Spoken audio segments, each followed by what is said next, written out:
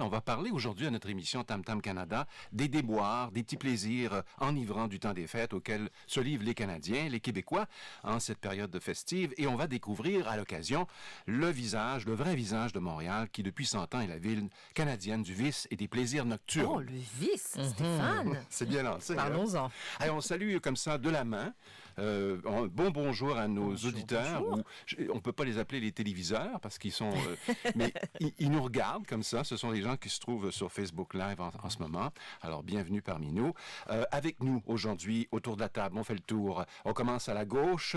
Bonjour à Radi Bey, qui est notre webmestre du côté français. Bonjour Radi. Bonjour Stéphane. Et puis Anne-Marie Yvon de l'espace francophone, l'espace autochtone de Radio-Canada est avec nous. Bonjour Stéphane. Bonjour Anne-Marie. Et puis aussi Léo Gimeno, qui est notre second webmestre, secteur espagnol, latino-américain de Radio-Canada International. Bonjour. Vous voulez, on va ouvrir votre micro? Il y a un petit problème de son. Allô? Ah, Voilà. là, ça... Voilà. On peut pas Ça régler, change la chose. C'est merveilleux. Écoutez, avant qu'on commence, avant qu'on glisse vers notre sujet de la semaine, Montréal, qui s'enivre, tout ça, j'aimerais... Vous n'avez plus de micro, Non, Stéphane. je n'ai plus de voix non plus. C'est vous. C'est vous qui avez disparu, là. Est-ce que... Non. Je vais crier. Alors, je vais vous proposer... On écoute tranquillement, là. Je vais vous proposer de glisser vers notre sujet avec cette vidéo virale qui a fait le tour du monde cette semaine. Ça se passe justement à Montréal. Vous nous décrivez la scène, Anne-Marie, brièvement. Alors, un matin tout à fait normal du mois de décembre où tout le monde sait conduire une voiture, l'hiver au Canada et au Québec. Mais il semble que ce matin-là... Dans une côte à Montréal, au en centre-ville. plein centre-ville de Montréal, les autobus ont emboîté les voitures, suivis des dépanneuses, des voitures de police. Enfin, c'était incroyable. Et voici ce que ça donne. Il y a plusieurs copies de cette vidéo qui ont été reproduites. Au total, 25 millions de vues à travers le monde jeudi soir. Tout un dérapage. Voici une des meilleures versions. C'est un peu polonais. Vous allez reconnaître le style de Benny Hill. On écoute, on regarde.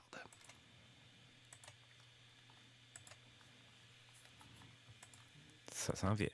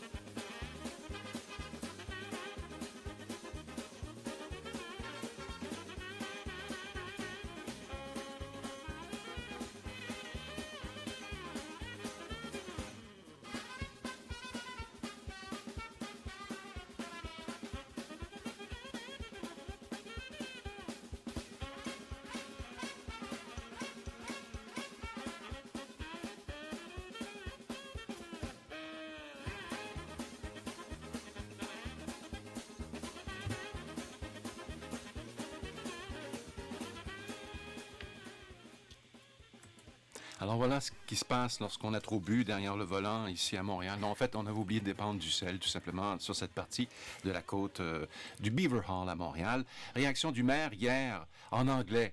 Il y a eu un petit mot, là, pas très poli. Il a dit, c'est des choses qui arrivent, mais je pense qu'il a utilisé le mot merde en anglais. Oh, OK. Happens. Ah, OK, d'accord. Ça commence par S. Happens. Ouais, voilà.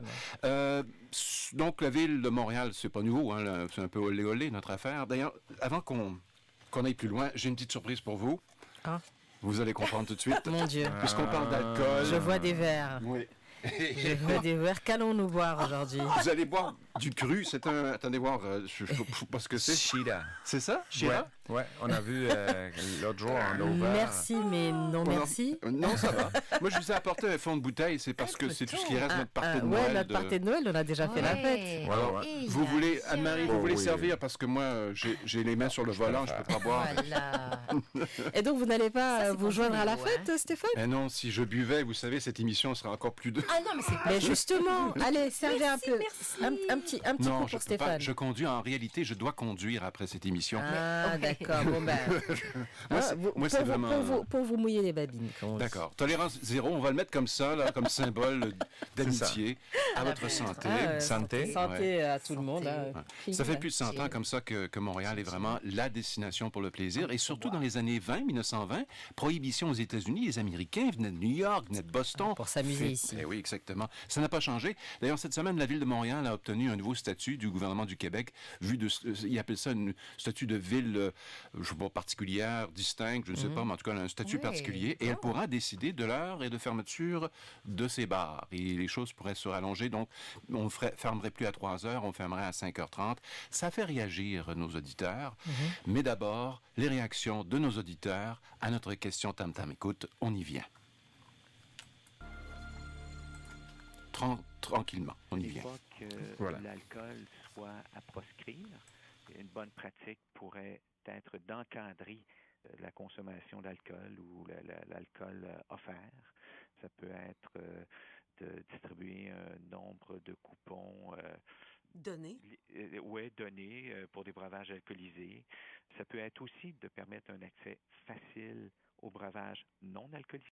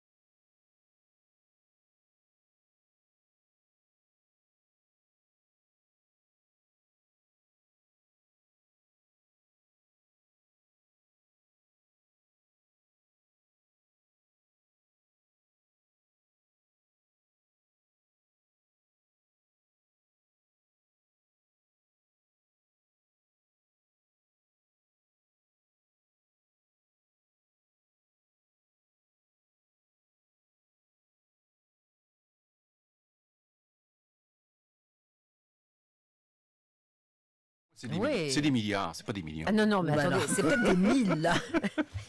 600 000 litres, je sais, peut-être à vérifier. Vérifions peut-être. Donc il nous dit, c'est un fléau dans ce pays, les jeunes se gavent, se tuent, mais personne ne dit rien. C'est disponible 24 heures sur 24 partout. À SK, il n'y a pas de pharmacie, mais il y a un dépôt de brasserie. Soyons sérieux, je suis choquée car moi-même je suis jeune et quand je vois d'autres comme moi se tuer dans cela, je suis triste. Merci d'avoir soulevé ce sujet. Alors, merci de nous avoir écrit beaucoup quand même. Kwame Joël Honoré, je pense qu'il est membre de l'armée au Cameroun. Enfin, j'ai été voir sur sa page Facebook et puis il est habillé comme un militaire où il appuie la mission de certains militaires. On voit des images de lui dans un aéroport. Vincent Côté du Québec écrit Anne-Marie Yvon la chose suivante. Alors il dit, dans n'importe quoi, ce sont les excès qui sont problématiques. Vous le savez tous, par exemple, si vous consommez trop d'alcool, vous deviendrez alcoolique et souffrirez à long terme de problèmes de santé reliés à cette surconsommation. Buvez trop d'eau et votre corps ne s'en portera pas très bien, parlez-en à votre médecin. L'excès est dans tous les cas le problème. Et Anne-Marie, avec votre bel accent français, j'aimerais bien vous entendre lire cette lettre du Québec envoyée par Éric-Paul Savoie. Bon, d'accord, attendez. Tu sais, l'alcool, c'est un problème. Est-ce que ça marche? Oui, ça marche là, parce que c'est vraiment comme ça que c'est écrit. Mais il est légal. Il est légal. Il est légal, en tout cas. Légal. Même chose pour la cigarette. Consommer, c'est un choix. C'est à vous de faire ce choix et non à toi d'en juger. Donc, si il nous tutoie, c'est très familier. Je vais accepter. Vous continuez à parler, moi je continue à boire. Voilà. C'est ça. Choix. Écoutez, c'est le party ici. On sent que vous consommez Modérément. Tout à fait. Mais c'est pas toujours le cas. Il y avait un sondage, tout le monde parlait de ça à la radio cette semaine, à tous les postes. C'est le fait que 37%, un sondage tout récent, là, réalisé au Québec, où on s'aperçoit que 37% des gens qui ont participé à un party de Noël au travail ont eu une petite affaire, une petite aventure, une petite, oh là là, il s'est passé quelque chose avec un conjoint, pas un conjoint, peut-être après. Un collègue. Un collègue, c'est ce que c'est ça. Peut-être qu'ils sont devenus des conjoints par la suite. En tout cas, Marie Jobin a abordé cette question très délicate avec Maître Pierre Pilote, associé chez la firme d'avocats Garlings WLG, bureau de Montréal, où il se spécialise en droit du travail et de l'emploi. Voici un extrait de cette entrevue.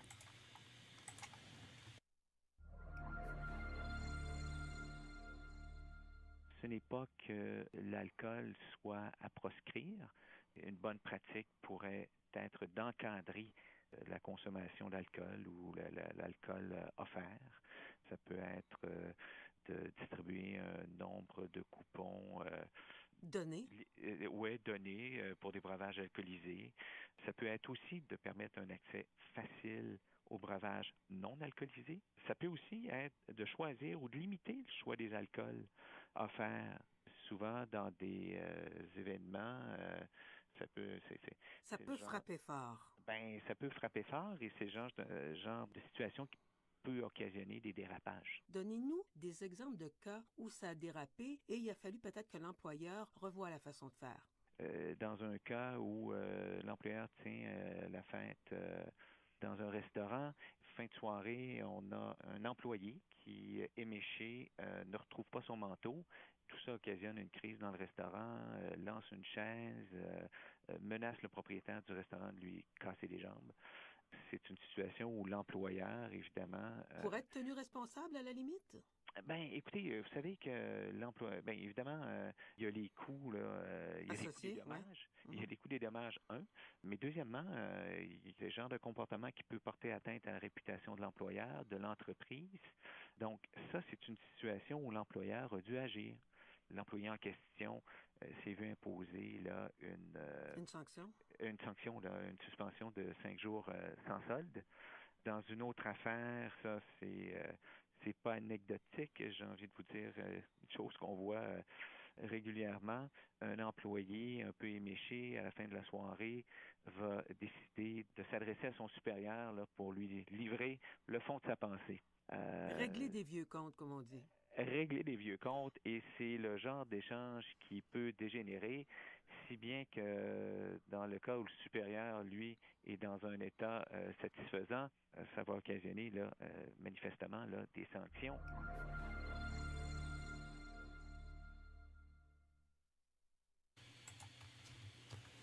Alors voilà, des recettes aux employeurs pour mieux contrôler la situation, éviter les débordements lors des parties de Noël. Pauvres employés, hein? On n'arrête pas. Même le jour de Noël ou avant. Il faut se contrôler. Oui, c'est ça l'affaire. Réaction et c'est des commentaires qui ont été livrés au cours des reportages ou des entrevues que l'on fait sur l'alcool au fil des 3 dernières années, depuis qu'on a notre nouveau site web. On a produit environ 2% de nos articles, presque 2% de nos articles sur 7000 et plus avaient un lien avec l'alcool. Bon, bien sûr, parce qu'on aime beaucoup parler de vin, des brasseries, des nouveaux produits, hein, vous voyez. Oui, oui. Bon, c'est ça, c'est une déformation. Moi, j'ai fait des affaires sur le cidre de glace. Et bon, des fois, on aborde des questions plus sérieuses, comme les risques associés à la surconsommation, non seulement dans les parties de Noël, mais évidemment sur nos routes. Sylviane Gauthier, au Québec, Radi, nous a envoyé le commentaire suivant il y a quelque temps. J'étais ouverte à l'idée à Montréal il y a 2 ans de garder les bars ouverts jusqu'à 6 heures du matin afin de permettre aux gens qui ont trop bu de laisser l'alcool se dissiper. Mais pas dans le but de leur faire boire encore plus. Oui. Ouais, c'est sûr. Que s'ils continuent de boire jusqu'à 6 heures, là, ça devient problématique. En fait, 5h30, puis à 6h, là, on fermerait le bar. On leur donne une demi-heure pour se dégriser. Mais est-ce que c'est assez? Ben, écoutez, à 6h le matin, en principe, les enfants dans les autobus scolaires prennent la route. C'est ça, donc ça fait peur. Donc, elle poursuit en disant, en les laissant consommer de l'alcool jusqu'à 5h30 du matin, vous venez d'exposer encore plus de gens aux risques liés aux abus de consommation et de personnes irresponsables, car beaucoup plus de gens sont sur les routes à ces heures-là. Avez-vous imaginé les dégâts d'une personne ivre au volant sur l'heure de pointe du matin? En tout cas, le débat est relancé parce que ça a été lancé il y a 2 ans. Maintenant que Montréal a son nouveau statut cette semaine, statut de ville particulière, distincte et spéciale au Québec, le maire, Coderre, va maintenant avoir les pouvoirs de décider à quelle heure ces bars vont fermer et ça pourrait revenir comme ça, comme proposition. Marie-Hélène Giton-Arbour au Québec, Anne-Marie, écrit... Alors elle dit, quelle décision absurde, n'y a-t-il pas déjà suffisamment de problèmes avec l'alcool qu'il faille en rajouter? J'espère que les Montréalais se rendent compte que ce n'est encore qu'une histoire bien commerciale aux dépens de leur santé. Alors, on surestime peut-être notre capacité à absorber tous ces conducteurs ivres sur nos routes. Hein, peut-être que c'est... Mais il y en a quand même beaucoup moins, non? Je reste un peu surprise devant tout ça parce que je me dis... Au fil des ans, il n'y a pas moins de conducteurs ivres sur les routes? Vous n'avez pas la belle famille que j'ai, moi. D'accord, parce qu'il y a Opération Nez Rouge, une opération qui permet donc d'avoir des conducteurs responsables qui vous ramènent à la maison si vous avez trop bu. Ça fonctionne dans les grandes villes, Anne-Marie, mais quand vous habitez à la campagne, dans le nord d'Alberta, comme les gens de ma belle famille, là, vous faites quoi? Ben, vous prenez votre camion, votre pick-up. Et vous reprenez la route. Et oui. Et puis vous avez un accident, votre assureur vous connaît, c'est votre 3e état d'ébriété, mais ça va, vous avez encore tué personne. Je dis ça va vous coûter 10 000 pour vous en sortir, pour échapper à la prison. Vos primes d'assurance vont exploser, il va y avoir un divorce en famille, je ne raconterai pas une histoire personnelle. C'est captivant. Honnêtement, j'étais captivée, j'attendais la chute. J'attendais la chute avec impatience. Mais... moi, j'attends le reportage avec impatience, une entrevue de Didier Otti avec Stéphane Moret, directeur général d'Alco Prévention Canada, qui explique que l'attitude des Canadiens à l'égard de l'alcool est étonnante. Ils ont une opinion trop élevée de leur capacité alors qu'ils sont ivres.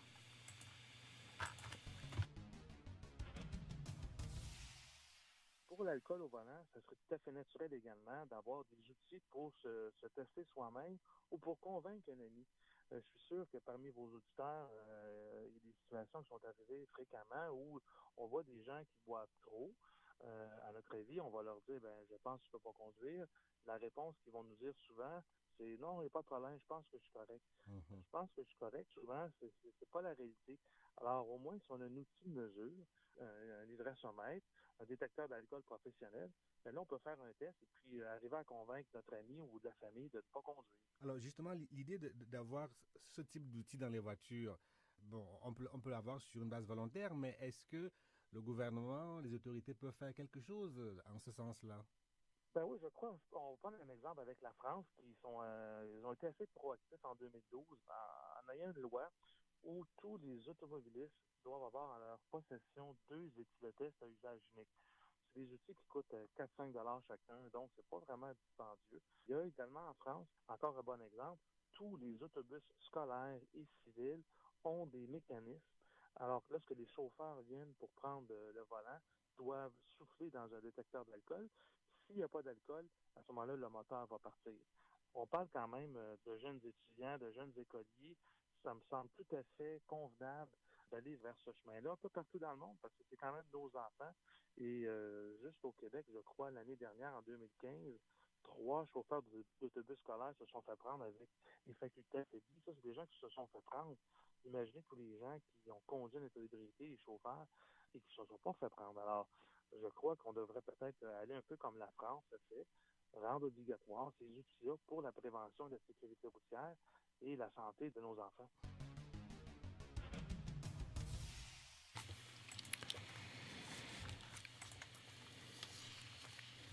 Alors, on en reçoit de toutes les couleurs, des lettres. Nous voici une lettre envoyée par Dominique Léveillé au Québec qui nous parle des conséquences de l'alcool au volant.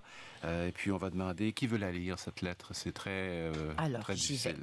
Il dit « J'habite Lanaudière ». Donc, Lanaudière, c'est au nord-est de Montréal, pas très loin d'ici. Il dit « Je connais personnellement des membres de la famille qui a perdu une mère de 3 jeunes enfants. » Waouh! Dont le père a été blessé et est devenu veuf en quelques secondes.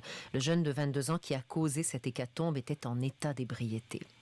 Il faut attaquer le problème à sa source, interdire la publicité faisant la promotion de l'alcool, associé habituellement au plaisir, à une détente où l'insouciance est de mise, où on nous présente l'alcool comme étant une forme de récompense socialement validée, quasi obligatoire. Et il ou elle, c'est Dominique, rajoute, le ministère du Revenu pourrait perdre quelques sous. S-A-O-U-L-S, est-ce que c'était pour... Oui, S-O-U-S peut-être, mais notre RAMQ, donc Régie de l'assurance maladie du Québec, nos services sociaux, notre taux de criminalité risquerait de s'emporter. Là, il manque un mot, je pense que c'est mieux. Oui, s'emporter quelque chose, oui. S'emporter mieux. Il y a quoi s'emporter, hein?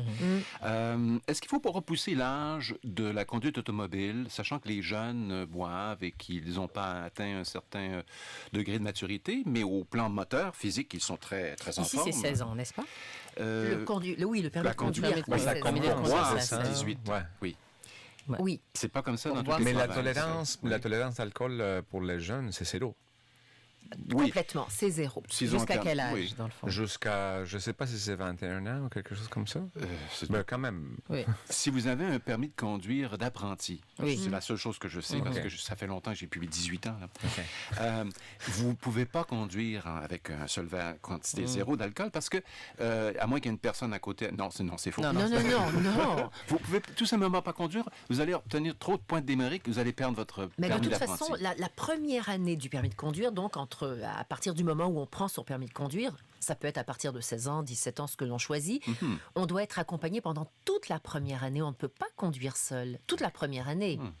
Mais on peut pas même pas avoir les chauffeurs accompagnants ivres à côté. Ah ben non, il ne le faut pas. Non, c'est ça. Non, mais imagine, les papas, il a bu, hey, non. amène-moi. Puis on part.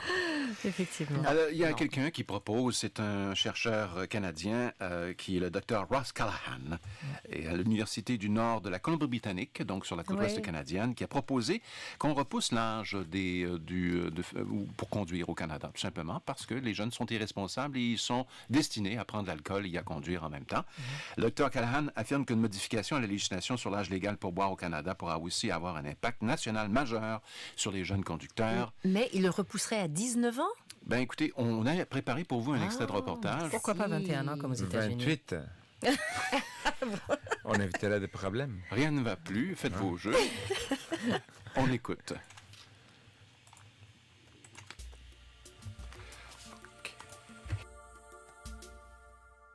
L'alcool change des comportements d'impulsivité. Et on sait bien que des jeunes hommes sont déjà plus impulsifs que les jeunes femmes.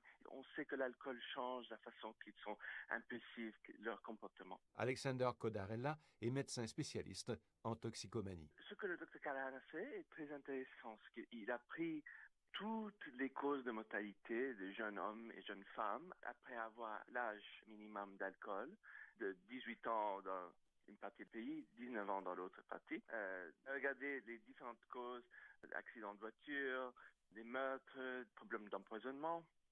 Et ce qu'il a trouvé, c'est qu'il y a immédiatement après d'être à l'âge de 18 ans ou de 19 ans, ça saute 10% ou 15% la mortalité. Alors, ce qu'il a trouvé, c'est il a demandé si on change l'âge minimum légal pour boire de l'alcool à l'âge de 21 ans, peut-être on peut éviter une portion de ces vies perdues. La réalité est que même si l'âge est de 21 ans, il va y avoir toujours des jeunes qui vont avoir accès à l'alcool avant l'âge de 21 ans. Et ce qu'on a vu même aux États-Unis, c'est que quand l'âge minimum change, si elle augmente ou si elle descend, ça a des impacts énormes sur quand on commence à avoir accès à l'alcool. Donc toujours les jeunes, il va y avoir un grand groupe de jeunes qui vont avoir accès à l'alcool avant l'âge minimum, mais ça va changer le total. L'idée de hausser l'âge légal pour consommer, je dois vous dire que c'est une mesure qui a déjà été discutée, mais qui n'est pas très populaire, tant auprès de la population que auprès des législateurs. En fait, le raisonnement, c'est que si on est majeur à 18 ans, qu'on a le droit de vote, qu'on a tous les droits finalement d'un adulte, pourquoi est-ce qu'on n'aurait pas aussi le droit de consommer de l'alcool? Marie-Claude Morin, porte-parole de MAD Canada. Il y a des groupes d'intérêt aussi, entre autres l'industrie des boissons alcoolisées qui serait très opposée à une mesure comme celle-là. Alors, ce qu'on propose plutôt, ce sont des mesures pour encadrer la conduite automobile chez les jeunes conducteurs, pas nécessairement de leur interdire la consommation, mais bien de faire en sorte que lorsqu'il y a consommation, que les jeunes ne prennent pas le volant. Présentement, il y a ce qu'on appelle une tolérance zéro, finalement, qui est imposée aux jeunes conducteurs et aux nouveaux conducteurs aussi. Alors, dans plusieurs juridictions, l'approche qui a été favorisée, c'est celle d'imposer justement tolérance zéro, donc aucun alcool, si on a l'intention de conduire pour les jeunes jusqu'à 21 ans ou 22 ans, là, dépendant des juridictions. Je dois vous dire qu'il y a plusieurs choses qui sont régulièrement ramenées dans les discussions. L'âge légal pour consommer aussi est un sujet qui revient régulièrement dans les discussions. Entre autres, toute la question de doit-on permettre, par exemple, à des jeunes qui n'ont pas atteint l'âge de consommer de le faire sous supervision parentale, par exemple. Alors, ce qu'on sait, c'est que les recherches internationales maintenant nous démontrent que plus on retarde finalement le début de la consommation d'alcool, si on peut, par exemple, convaincre les jeunes d'attendre à 21, 22 et même 25 ans avant de consommer de l'alcool, on les protège à plusieurs niveaux, tant au niveau physiologique, parce qu'évidemment, à cet âge-là, leur corps n'a pas entièrement fini de se développer, entre autres le cerveau. Et on évite finalement de les exposer à toutes sortes de risques, grossesse non désirée par exemple ou de la violence et bien entendu le sujet qui nous intéresse nous plus particulièrement, la conduite avec faculté affaiblie. Quelle est votre urgence? Oui, bonjour, on est à Drummondville sur le boulevard Mercure, au proche d'un garage, puis il y a eu un accident. Il y a quelqu'un qui a poigné le champ, il est rentré dans un arbre. Est-ce qu'il est blessé? Je sais pas, on va aller voir. Nous autres, on suivait quelqu'un par en arrière, que lui, il était voir. Là, je vais aller le rendre au côté. Alors voilà, j'espère que cette suggestion sera au moins débattue et qu'elle ne tombera pas comme une goutte dans l'océan. Petit test, quiz ici, un petit quiz. Oui. On va appeler ça le Quiz Canada, tiens. Voyons si vous savez combien ça coûte boire, souvent au Canada, régulièrement. Combien en moyenne les Canadiens dépensent-ils chaque année pour acheter leur alcool? Beaucoup. Ben oui, très cher. Plusieurs milliers de dollars. Mais encore en dollars. Oh là là. En dollars, 6 000 dollars. 6 000 dollars. Vous? Par année? Par personne. Par personne. Pas les enfants, mais les adultes, oui. Le revenu moyen d'un Canadien, ça tourne autour des 42 43 000 dollars. Non. 3 500. 3 500. Qui dit mieux? Moi, je dirais plutôt 2 000. Je trouve que ça fait beaucoup quand même. Et vous êtes très proche de la réalité. T'as gagné. 622 dollars pour les Ontariens. Ah, mais c'est pas beaucoup. C'est tout. C'est tout. Ben voilà. 1271 pour les gens qui habitent dans le Grand Nord ou Yukon, okay. parce que là, évidemment, tout est le double du prix. Oui. Et les Québécois, qui sont quand même des gens assez modérés dans leur élan vers l'alcool, un peu plus cher, 788 dollars. Mais ça date des chiffres il y a une couple d'années, alors que... Et c'est par personne, donc c'est pas par foyer, là. C'est pas le mari et la femme, enfin les conjoints. C'est par personne, donc un mari et une femme, ça coûterait peu près 1500 $. Ça n'a aucun sens. En tout cas, je vous donne les chiffres que j'ai là. S'ils fument en plus, imagine. Ah là là, oui. Ce sont des revenus importants pour le gouvernement pour soigner tous ces malades à l'hôpital. Et ça, ce n'est qu'une moyenne, en fait. Ce n'est qu'une moyenne. Parce que si on paie une bouteille de vin $20 et qu'on en achète 2 par semaine, ça monte vite. Ça monte vite, ça monte vite. C'est ça.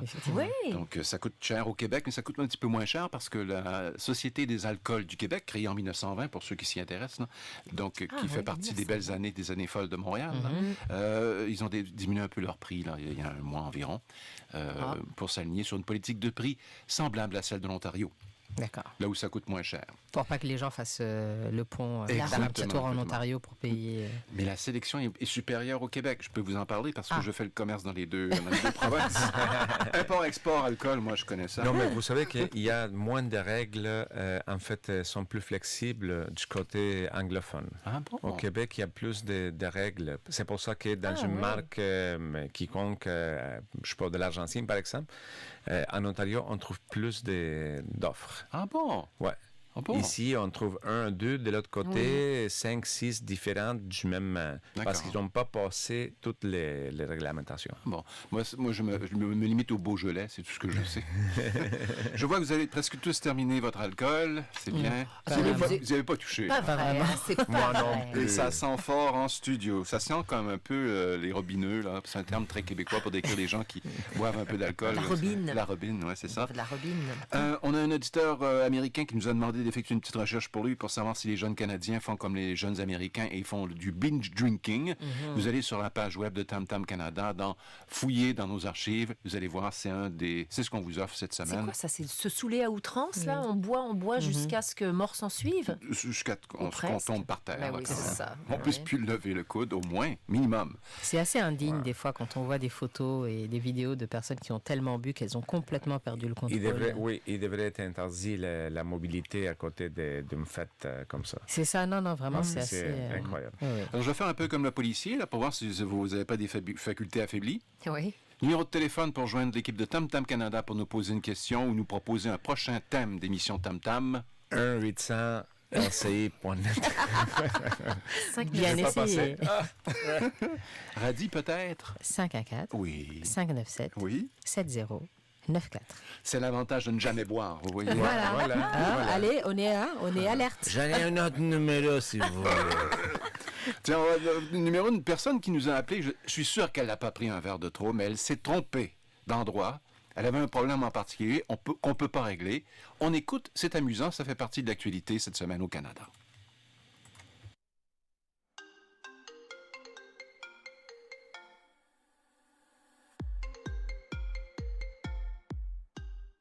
Oui, bonjour. S'il vous plaît, rappelez Rachel Dumas dans le 418. Je veux faire une mise à jour avec ma carte iMiles, puis je ne sais pas trop comment faire. J'apprécierais beaucoup d'avoir de l'aide. Merci, au revoir. Alors, on ne peut pas l'aider avec son compte Air Miles. On peut faire bien des choses, mais on n'a pas encore l'autorisation du gouvernement pour jouer dans les comptes des gens comme ça. Le compte Air Miles, c'est la fidélisation, un régime de points de fidélisation au Canada, qui a fait la manchette beaucoup depuis une dizaine de jours. Ils ont décidé qu'il fallait vider nos points, accumuler plus vieux que 5 ans. C'est fini. Oui. Là, ils ont changé d'idée. Il y a eu pression de la part d'une province en Ontario pour un projet de loi pour que les compagnies comme ça ne puissent pas imposer des limites, ne puissent pas enlever les points que les gens ont gagnés au fil des achats. Surtout que les Air Miles, ça prend tellement de temps à accumuler. C'est ça. Entre nous. Ouais. Mais j'ai découvert hier soir un truc pour en accumuler un à chaque $10 que vous dépensez. Mais je vous donnerai pas le nom de la compagnie, ce serait de la publicité gratuite, mais vous pouvez m'écrire. airmiles@rcinet.ca. Bon, c'est fini là. Merci beaucoup pour cette semaine. Radi Bey d'être venu aujourd'hui avec nous. Merci à vous. Webmestre et webmestre du côté français. Le titre chef ces semaines, c'est j'aime ça. Pour la fin d'année. Merci. Et puis, Anne-Marie Yvon, avant de se quitter, Espace Autochtone, qu'est-ce qu'on retrouve cette semaine? Allez écouter la chronique de Mélissa Mollune-Dupuis, parce que c'est une question que tout le monde se pose. Quand on est un allochtone, donc non autochtone, on se dit, mais pourquoi les autochtones n'y payent pas d'impôts? Erreur. Ils en payent? Ben, bien sûr. Ceux qui vivent hors réserve payent de l'impôt. Et ceux qui vivent dans une réserve n'en payent pas, mais vous allez comprendre pourquoi ils n'en payent pas. Il y a des très bonnes raisons. Excellent. Voilà. Merci et À la semaine prochaine à tous nos auditeurs et téléviseurs à travers le monde.